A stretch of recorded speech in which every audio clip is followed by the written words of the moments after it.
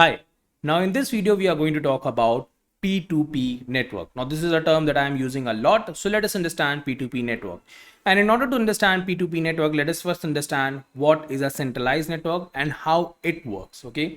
So in a centralized network, we have two parties. One is server and another one are clients. So as the name suggests by the server is the one who serves the client, okay?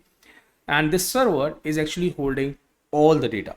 So you can understand this with the help of an example that YouTube is a company that has its own server, which on this server all the videos are stored, okay?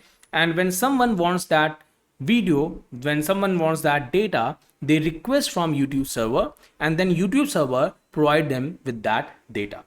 Now in the case of this, like if you will see this diagram, this picture that is appearing on your screen. Now in case of this, as you can see that this server is holding some data, right? And let's say this client wants this data from this server, okay?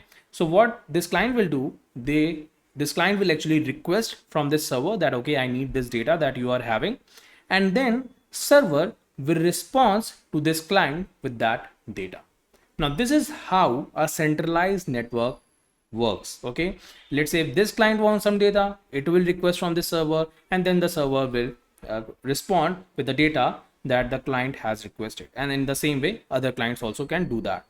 Now the problem with this approach is that if someone hacks the server, then this data will get manipulated, right? Because someone is hacking the server, and let's say the hacker made some changes to the data.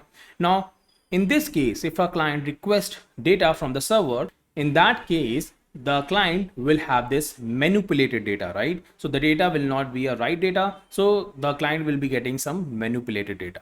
So this type of situation we do not want, right? Some of the, let's say it is something very important to us. It is a very important file, and now we are getting some corrupted data just because a hacker has hacked this particular server. So what we can do is we can use a P2P network. Now, what is a P2P network? So in a P2P network, we have peers, okay? P stands for peers. So this is a peer-to-peer network. Now in a peer-to-peer network, there is no server, there is no client, okay? Everyone is at equal position. So anyone in this whole network can share data, and anyone from this whole network can request for a data, okay? So each and everyone is at same level. There is no server, there is no client. Each of them are, or you can think like this also, that each of them are server and each of them are clients also, okay? So let's say, and now A wants that data from B. So A can request that data from B, and in, let's say, another case that E wants the data from A. So E can also request the data from A, right?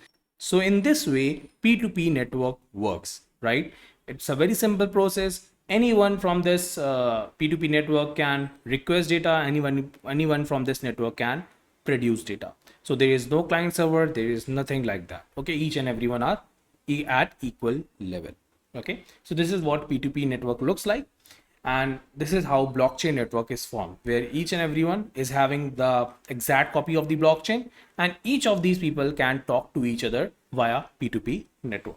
Now let us also see that how P2P network, distributed P2P network, works in blockchain also. Okay, so this is our P2P network in a blockchain, and let's say a block is added at A's end. Okay, so A has created a block. How it is created we will talk about in our upcoming videos, but let's say A has created this block. Okay, now once A has created this block, A will send this information to its peers, okay, which are B, E, and F in this case. So A will transfer this information to B, E, and F, saying that, okay, I have created this block.